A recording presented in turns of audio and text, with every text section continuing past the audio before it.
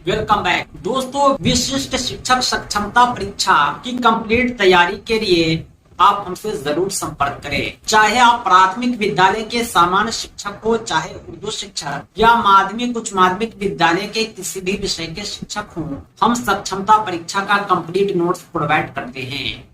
हमारे PDF notes आपके WhatsApp पर और प्रिंटेड बाय पोस्ट आपके द्वारा उपलब्ध कराए गए पते पर भेजे जाते हैं। हमारे नोट्स को प्राप्त करने के लिए संपर्क करें 7631314948 पर। इस नंबर पर आप कॉल भी कर सकते हैं, व्हाट्सएप भी। हम इस सक्षमता परीक्षा की कंप्लीट तैयारी कराते हैं और हमारे नोट्स आपकी सफलता के लिए पर्याप्त हैं। 5वें मॉक टेस्ट में हम हिंदी भाषा के पाठ्यक्रम आधारित वस्तुनिष्ठ प्रश्न को देखेंगे। आइए हम शुरुआत करते हैं आज के कक्षा की। सबसे पहला सवाल है, टेस्ट सीरीज 5 में नेत्री शब्द का पुल्लिंग क्या होगा। ये जो शब्द है नेत्री, ये स्त्रीलिंग है। इसका जो पुल्लिंग होता है उसे नेता कहते हैं। सही जवाब हो जाएगा ऑप्शन ए। अगला क्वेश्चन है 2 नंबर, निम्न शब्दों में किसमें विसर्ग संधि है। यहाँ पर 4 शब्द दिए गए हैं जिसमें किसी एक में विसर्ग संधि है, बाकी में संधि के दूसरे प्रकार दीर्घ संधि आदि है। ये जो अतएव है, जब आप इसका संधि विच्छेद करेंगे तो आएगा अतः जोड़ एव। ये जो आप देख रहे होंगे अह का सिंबल, यही विसर्ग संधि की पहचान होती है।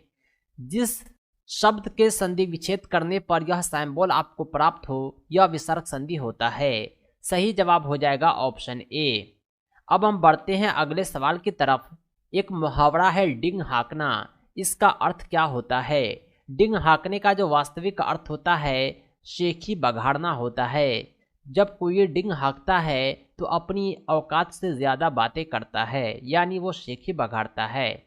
नेक्स्ट क्वेश्चन है 4था नंबर। यहाँ पर लिखा हुआ है सत्य जोड़ चरित्र बराबर होता है सत्य चरित्र के, यानी ये संधि विच्छेद किया गया है और कहा गया है कि ये संधि का उदाहरण है, यानी कौन सा संधि का प्रयोग हुआ है। ये जो संधि है ये व्यंजन संधि है, क्योंकि त और च 2 व्यंजन आपस में मिल रहे हैं, इसलिए व्यंजन संधि है। हमने दक्षता परीक्षा के जो हिंदी नोट्स दिए थे आपको हिंदी व्याकरण के, उसमें संधि के प्रकार पर हमने चर्चा किया था।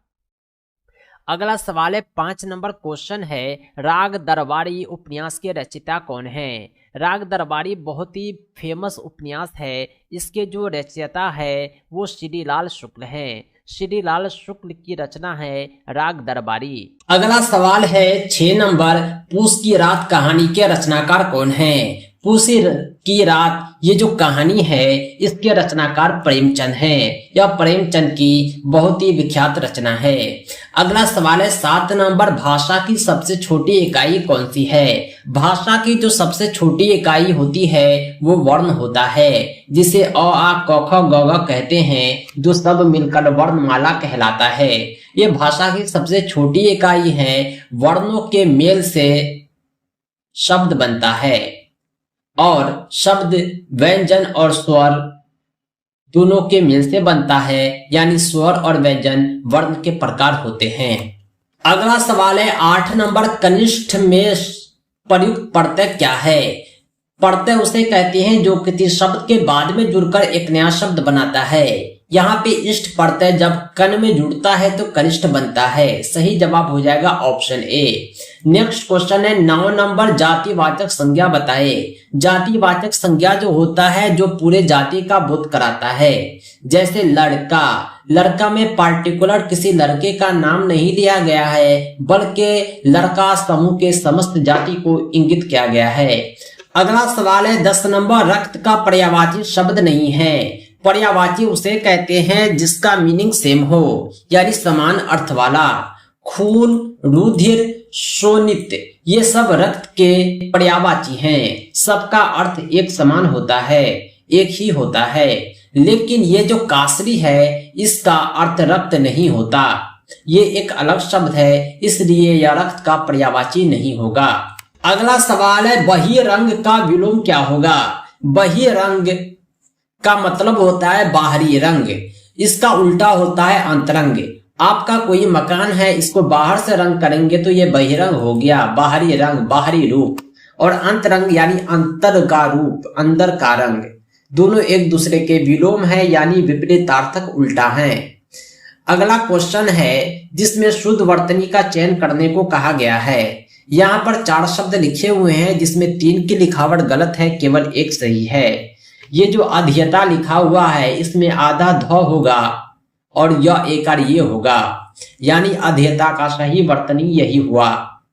नेक्स्ट क्वेश्चन है 13 नंबर, शेष कादम्बरी। ये एक रचना है, कहा गया है कि इसे रचनाकार कौन है, ये किसकी रचना है। तो ये शेष कादम्बरी जो है अलका सरावगी की महत्वपूर्ण रचना है, यानी इसके रचनाकार हो गए अलका सरावगी। सही जवाब हो जाएगा ऑप्शन डी। नेक्स्ट क्वेश्चन है 14 नंबर, निम्न में कौन सा मुहावरा नहीं है। निम्न में कौन सा मुहावरा नहीं है। यहाँ पर आस्तीन का सांप होना, छुपा दुश्मन होना, उल्लू बनाना, बेवकूफ बनाना, कमर टूटना, कमजोर पड़ना, ये सब मुहावरा है। दूर के ढोल सुहावने, ये मुहावरा नहीं बल्कि लोकोक्ति है। सही जवाब हो जाएगा ऑप्शन डी। अगला सवाल है पवन का पर्यायवाची शब्द नहीं है। यहाँ पर फिर पर्यायवाची शब्द रिपीट किया गया है। 4 ऑप्शन दिए गए हैं जिसमें 3 जो है पवन के पर्यायवाची हैं, लेकिन अनल का मतलब होता है आग, जो पवन का पर्यायवाची नहीं है। बाकी वात, वायु, समीर ये सब पवन के पर्यायवाची होते हैं। कहने का अर्थ ये हुआ, सही जवाब ऑप्शन बी है। अगला क्वेश्चन है 16 नंबर, अति का विलोम शब्द क्या होगा। अति का जो उल्टा होता है, विलोम होता है, वो अल्प होता है। अति का मतलब अधिक होता है, अल्प का मतलब कम होता है। के लिए किस कारक का चिन्ह है। कारक के जो चिन्ह होते हैं, कर्ता ने, कर्म को, करण से, संप्रदान को, के लिए, यानी को और के लिए, ये 2 शब्द जो हैं संप्रदान कारक के चिन्ह होते हैं। अगला सवाल है जो धातु या शब्द के अंत में जोड़ा जाता है उसे समास कहते हैं, अवयव कहते हैं, उपसर्ग कहते हैं, प्रत्यय कहते हैं। धातु या शब्द के अंत में जो जुड़ता है वो प्रत्यय कहलाता है, जो पहले जुड़ता है वो उपसर्ग कहलाता है। अगला क्वेश्चन है 19 नंबर, वर्तमान हिंदी का प्रचलित रूप है। हमारी जो हिंदी है वो किस लिपि में लिखी जाती है, इसका प्रचलित रूप क्या है। वर्तमान हिंदी का जो प्रचलित रूप है ये खड़ी बोली है। सही जवाब हो जाएगा ऑप्शन सी। यौगिक शब्द कौन है। यौगिक शब्द का अर्थ क्या होता है आप जानते होंगे, यानी यौगिक ऐसे शब्द को कहते हैं जो 2 शब्दों के मेल से बनता है। पाठशाला ये यौगिक हो गया। बाकी रूढ़, योग, रूढ़ के डिफिनेशन हमने आपको हिंदी व्याकरण के वीडियो में समझाए थे। अगला क्वेश्चन है 21 नंबर, इनमें कौन सा शब्द समूहवाचक प्रत्यय नहीं है। यहाँ पर समूह की बात हो रही है लेकिन एक जो है समूह से वंचित है। आइए उसे पहचानते हैं। जब बात लोग की हो, गण की हो, वर्ग की हो तो ये सब समूह को बतलाता है, लेकिन परेश का अर्थ समूह नहीं होता। ये जो होता है पेंटिंग परेश हो चाहे कोई भी हो, ये समूह को नहीं बतलाता है, क्यों, ताकि ये अपनी बात केवल समूह तक पहुंचाता है। अगला क्वेश्चन है 22 नंबर, शुद्ध वर्तनी का चयन कीजिए। यहाँ पर कवयित्री लिखा हुआ है जिसमें 3 की लिखावट गलत है, चौथे की लिखावट सही है। ऑप्शन सी में जो कवयित्री है ये सही है। अधः जो गति, अद्योगति किस संधि का उदाहरण है। ऊपर एक और सवाल था उसमें हमने आपको समझाया था जहां पर 2 बिंदु यानी। तो दोस्तों आज के लिए इतना ही। कंप्लीट तैयारी के लिए विशिष्ट शिक्षक सक्षमता परीक्षा कंप्लीट नोट्स के लिए आप हमसे जरूर संपर्क करें 7631314948 पर। पाठ्यक्रम आधारित संपूर्ण अध्ययन सामग्री के माध्यम से कम समय में आप बेहतर तैयारी कर पाएंगे और अपनी सफलता सुनिश्चित कर पाएंगे और राज्यकर्मी का सपना आपका पूरा हो पाएगा। दोस्तों इस सक्षमता परीक्षा के नोट्स और अपडेट के लिए आप हमारी वेबसाइट www.teacherahmed.com को भी विजिट करें। साथ ही साथ हमारे एंड्रॉयड ऐप टीचर अहमद को प्ले स्टोर से जरूर डाउनलोड करें। इसका लिंक आपको इस वीडियो के डिस्क्रिप्शन में भी मिल जाएगा। दोस्तों आज के लिए इतना ही, हम मिलते हैं नेक्स्ट वीडियो में एक अमेजिंग टॉपिक के साथ। थैंक्स फॉर वॉचिंग, धन्यवाद।